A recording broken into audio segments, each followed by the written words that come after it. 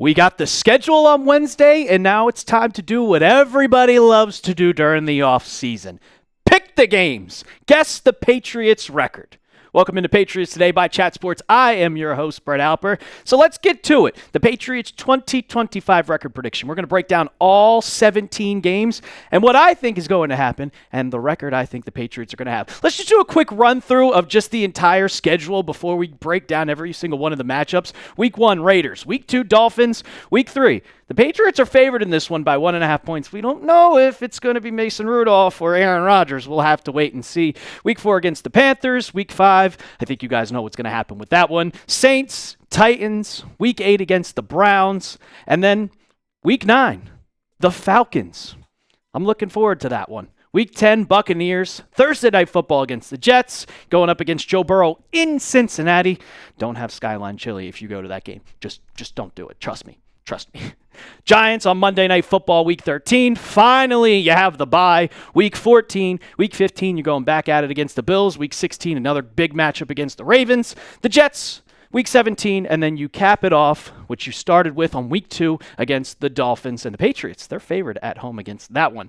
So, as you see the record, or see the schedule, predict the Patriots 2025 record. I'll get into my predictions at the end of this video, but let me know down in the comments section what you guys think are going to happen. Let me know. All right. So, let's go through. We got the first 4 games. Raiders, Dolphins, Steelers, and Panthers. Week 1. You're going out there against the Las Vegas Raiders, and this is kind of a reunion game for everybody. Tom Brady, he's now a minority owner of the Las Vegas Raiders. He's going back to New England. Josh McDaniels, head coach the Las Vegas Raiders. He's playing against his former team, coaching against his former team. What I think would just be really, really funny, and by the way, I think the Patriots are going to get this win easy. I think the Raiders might be in contention to be one of the worst teams in football this year. I know they got a new quarterback and they Pete Carroll and everything like that. But no. But the one thing I think would be hilarious would just be if you built the statue. You built the Tom Brady statue and you have it to be unveiled right before that game.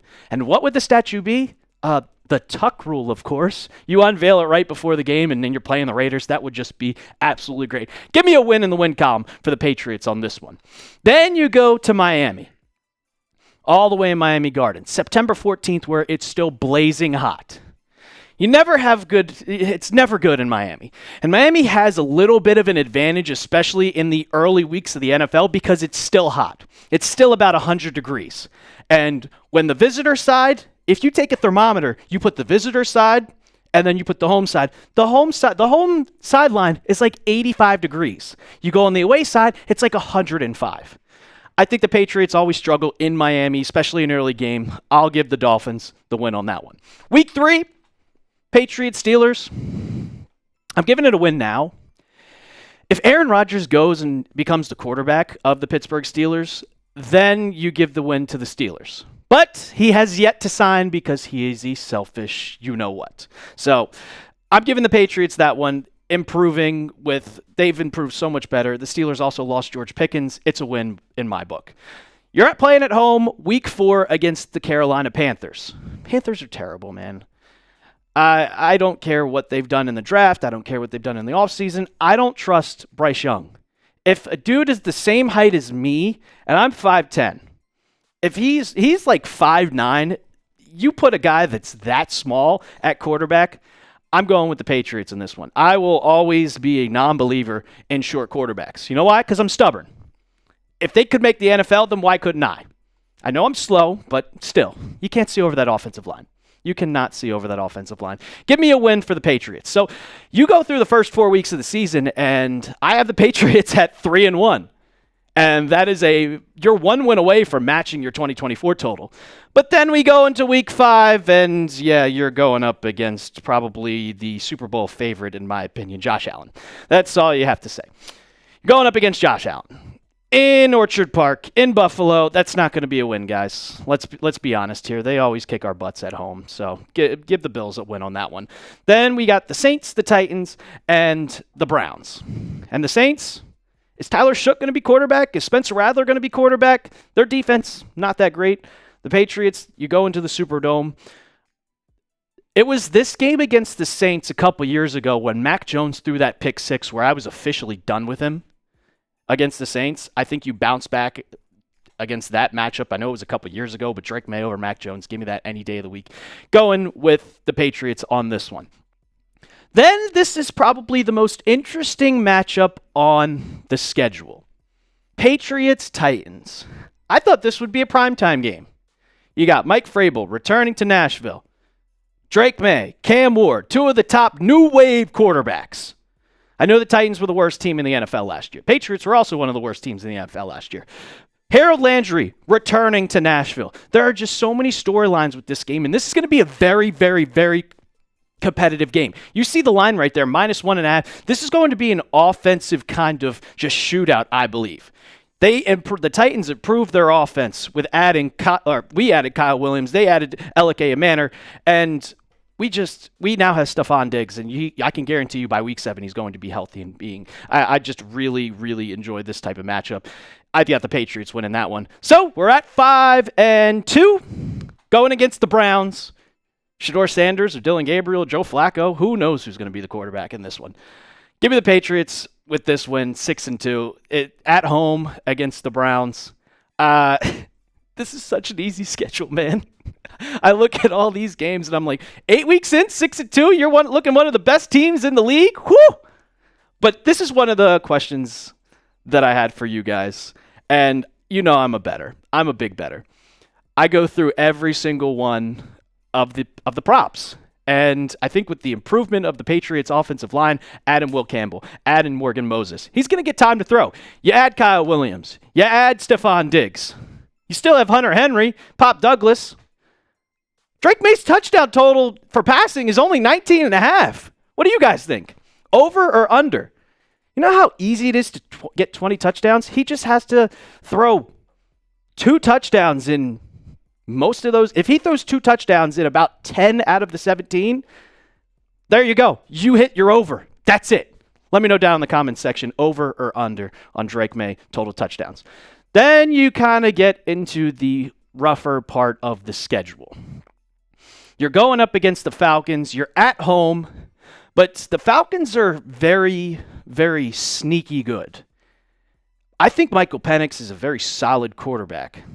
I don't really know who's specifically on their defense, but there's always games that you're going to have where it's a toss-up. And with how good the Falcons were last year, borderline playoff team, and I think Michael Penix kind of takes that extra jump. I mean, he was the runner-up for Heisman, and he looked really good, took over Kirk Cousins' spot. I'm going to give the Falcons a win on that one. Then we go into Week 10, and the Bucs are extremely good. Baker Mayfield is that guy. And their defense is one of the most underrated defenses that they have. And their offense, you got Mike Evans. You re-signed Chris Godwin, who I was praying the Patriots would sign him. And the Patriots gave him a huge offer, and he said, I'm going to stay with Baker Mayfield and the Bucs. I think the Bucs win this one, especially playing in Tampa Bay. Then you go against the Jets.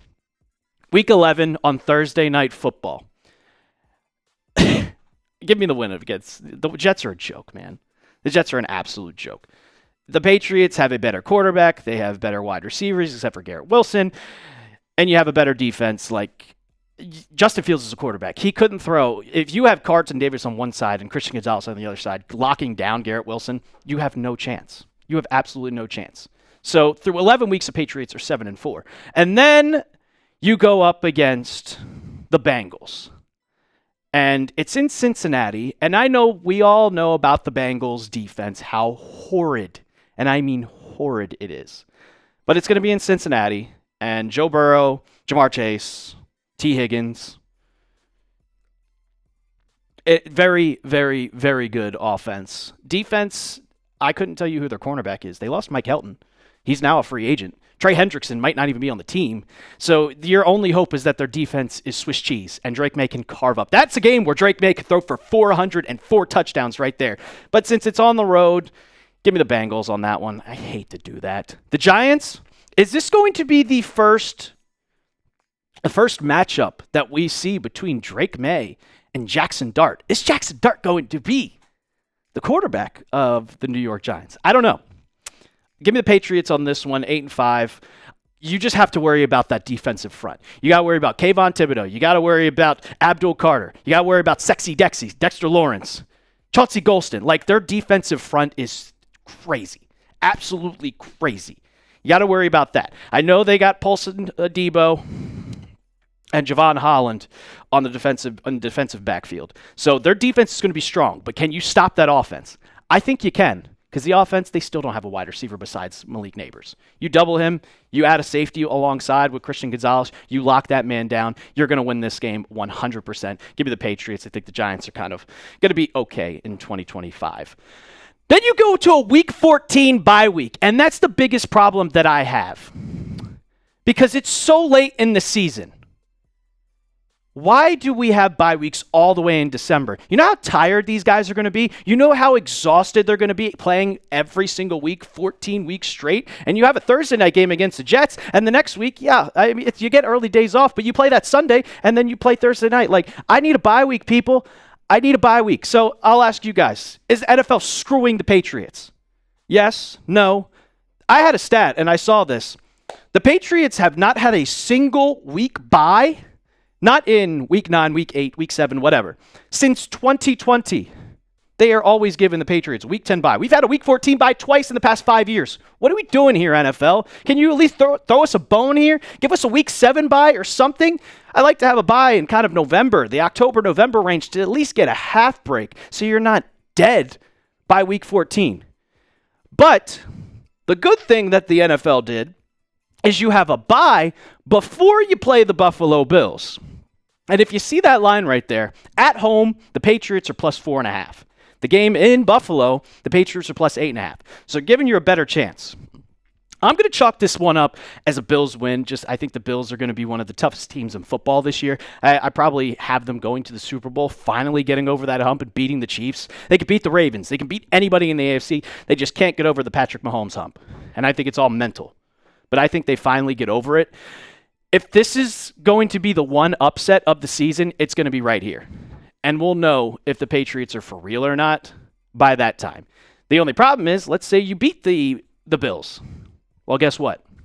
You got to go and play the other best team in the AFC next to the Chiefs, and that's the Ravens. So you started off hot. You're around 6-2, and now you're 8-7. You're still 500. You're still probably in that OLI, outside looking in contention for a playoff spot, but you're not going to beat Lamar Jackson. Let's be honest here. In Baltimore, it's not going to happen. It's not going to happen. Their offense is way too good. You can't keep up with them. I know the Patriots are going to be very improved, but I don't think you're going to be able to keep up with Lamar whatsoever. Then you play the Jets, and I'll just go through this quick. The Jets aren't winning this game. So the Patriots, 9-7 going into Week 17. You have 2 cakewalk games to end the year. You have the Jets in the Meadowlands, and then you end the regular season against the Dolphins. In New England, I got the Patriots winning that one. So that gives you a record of 10-7. I think 10-7 will give you kind of a good range. I think 10-7 gets you into the playoffs as the 7th seed. And that's my prediction for this entire season. 7th seed. Most teams you see, the AFC is going to be stacked. But if you think about it, you have to be 7 out of the top 14 teams. Well, they're better than the Colts. They're better than every single one of the AFC South teams, except for the Texans probably. Texans are going to win division, so you have that opportunity to get a wild card. You also you're going to be better than the Dolphins. You're going to be better than the Jets. You're going to be the second best team in the AFC East. You're going to be better than the Steelers. You got to worry about the Bengals as your wild card team. That's basically it. I think the Patriots could easily sneak into that wild card spot. You got to worry about the Chargers and the Bengals. And that's about it. And you can sneak into that last wild card spot. 10-7, I'm enjoying it. I'm enjoying it. I think the Patriots are going to have an absolute complete jump from last year. A great jump from last season. Because of what you did in the offseason, your additions, and you only lost a couple players. Throughout the draft, you drafted Will Campbell. You drafted Kyle Williams. You drafted Braden Swinson, who is a very, very underrated pick. I think the Patriots are going to be very, very good in 2025. Once again, let me know your predictions in the comments section of today's video of what you think the Patriots' record's going to be. Are they going to make the playoffs? Let me know down in the comments. And don't forget to hit that big red sub button. We're giving you videos every single day, so subscribe to Patriots Today. I'm your host, Brett Alper, and as always, let's go Pats.